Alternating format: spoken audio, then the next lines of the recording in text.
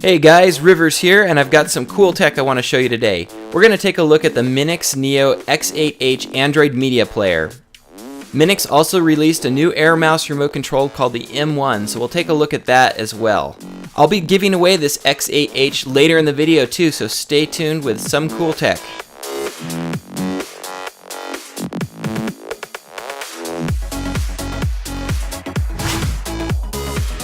Aw yeah! Welcome to my full review of the Minix X8H Android Media Player. First, let's take a quick look at what comes in the box. So it comes with an infrared remote control, manuals, HDMI cable, USB cables, and a quality 5V 3A power supply. I also have the M1 Air Mouse remote control. Right now you can get this mouse with the X8 as a promotion, but normally it's sold separately. This remote is really nice because it has an Air Mouse function, plus it has all the Android function buttons, and it uses RF, so you don't need to point it at the X8 to make it work. Probably the best thing about the M1 though is the range. I've tested it from about 30 feet away and it works great. You can see here I'm using the mouse from the other room. The M1 also includes a built-in rechargeable battery which can be recharged via micro USB cable. You can see the port here next to the on-off switch. Plus it comes with a wireless USB adapter so you can use it with other Android mini PCs you might have, as well as Windows, Mac, Linux, and more.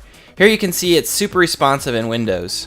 Anyways, I'll add a link to the M1 in the description down below. Now let's take a closer look at the X8H Android Media Player. So inside it's got a new AM logic processor, the S802H. The H means this processor has support for Dolby Digital playback. This is an A9 based processor, but it's much faster than the Rockchip 3188 that we've seen so many times before. It works especially well for HD video playback. It's also got a new graphics processor which is 8 cores instead of 4. It's a huge improvement because it now just rips through HD video and even 4K video. It also comes with Android 4.42 KitKat, and it's got a dual band Wi-Fi chip and antenna that work really well to get good reception. On the outside, the X8 is very similar to the X7. It's got the same ports, same buttons, and basically the same overall design. The bottom is different on the X8 though. It's got these nice rubber feet now so it can keep it from sliding around when cables pull on it. Let's quickly go over the ports on the X8. So you've got your recovery mode button, HDMI port, optical audio out, 2 USB 2.0 ports, Ethernet port, and your power plug. On the side you've got a power button, which is actually really nice to have on these media players. You've got a headphone jack, microphone jack, another USB 2.0 port, full-size SD card slot, and your OTG port. I tested the SD card slot with my 128 gig SD card and it worked great. This is a new ultra high speed class 3 card too, so now we know that UHS 3 cards will work on here. I'm happy because I can transfer movies on this card much faster than I could before. I can get about 60 of my favorite 1080p MKVs on this card, so I barely need an external hard drive. Plus I can use the card for recording 4K video on a camera too. Now let's go through the setup. You're going to plug in your HDMI cable, your SD card, your M1 remote wireless USB adapter, and the power. I've got everything hooked up to a 4K TV so we can test out the highest resolution video on the device. My TV is the LG UB8500, which is actually an amazing TV, but this Android Media Player will make it even better. So this is what you'll see the first time you start up the HX8. You can choose either the standard Android launcher or you can choose Minix's custom UI, which is called Metro UI. We'll look at that in a second. But first, here you can look around, you can drag down and get some of your notifications up top. On the other side, you can go to some of your frequently used settings like Bluetooth, Wi-Fi, or just the settings menu. Let's take a quick look at some of the display settings on here, and then I'll show you how I customized it out. So under display, if you leave this guy at on, then it will just default to 720p. But turn it off and you can go to 1080p or all the way up to 4K resolution in different refresh rates depending on what you want to have on your TV. Now let me show you my favorite way to configure an Android media player. I installed Next Launcher 3D plus a theme called Project Hera by Bionic Themes. The theme costs a couple bucks, but you get hundreds of icons that look awesome. This way all your icons match. I did this to celebrate the release of the LG G3 because I think the icons look kind of like the G3's icons. Anyway, I'll add links to all the software I use in the description down below. The camera app on the X8 works really good. I've got the Logitech C525 and I have no problems at all. Nice and smooth video. Now let's get back to that custom launcher I talked about earlier, the Metro UI. This is made so that you can toggle around and go everywhere you need to go by just moving up, down, left, right, and select. It works with the M1 remote and also the included IR remote. It's great for apps like Plex or XBMC where you use very minimal mouse navigation. It's also totally customizable, so you can add your most frequently used apps down here at the bottom, or you can add groups of apps where you've got like media playback, web browsing. Each of these is like a folder where you can put multiple apps inside of. And that brings me to XBMC. Minix has made the first 4K version of XBMC for Android that I know of, and it works great on here. This is based on XBMC 13.1 Project Gotham, and it works really well on here. And so this is XBMC playing 4K video. I shot this myself, and it's nice and smooth. It might bump once or twice when you very first start out, but after that, it's just nice and smooth.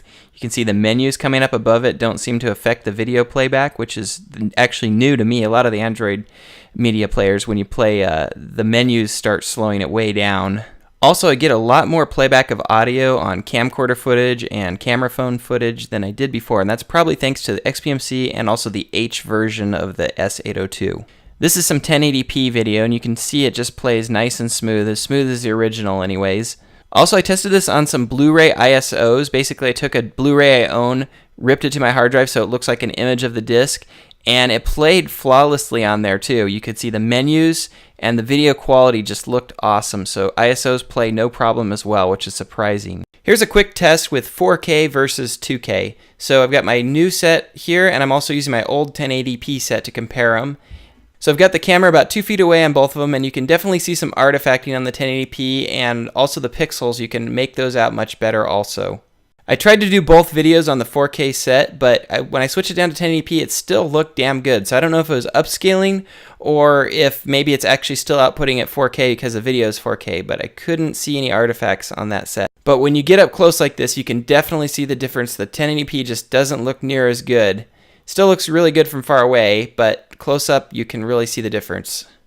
Anyways, this was just a rough test. The camera's not really good at capturing television pixels. You get this rainbow effect all the time, so just a rough test to give you an idea what we're looking at.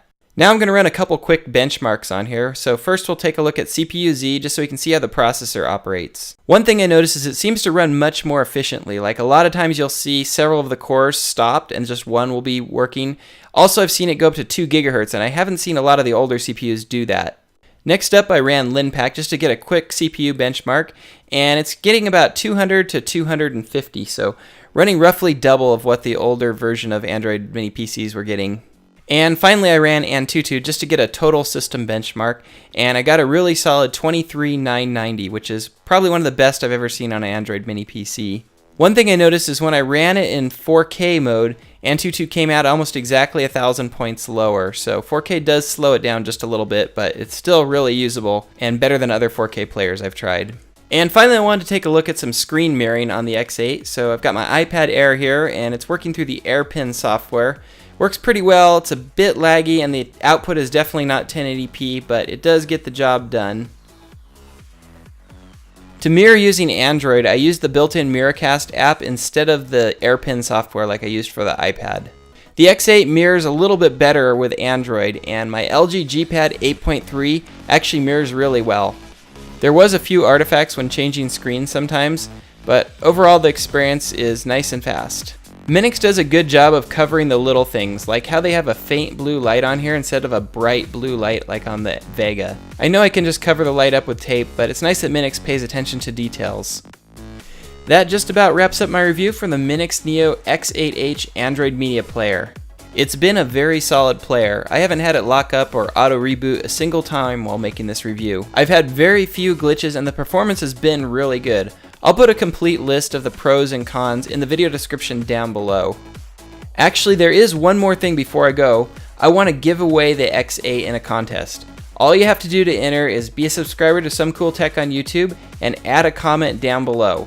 In your comment, just tell me what gadget you are most looking forward to by the end of 2014. I'll announce the winner on Facebook, so you might want to follow me on there too to see the announcement.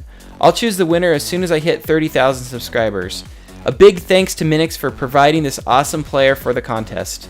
Contest rules will be in the description down below, as well as links to all the hardware and software you saw in the video. Thanks again for watching, and as always, aloha.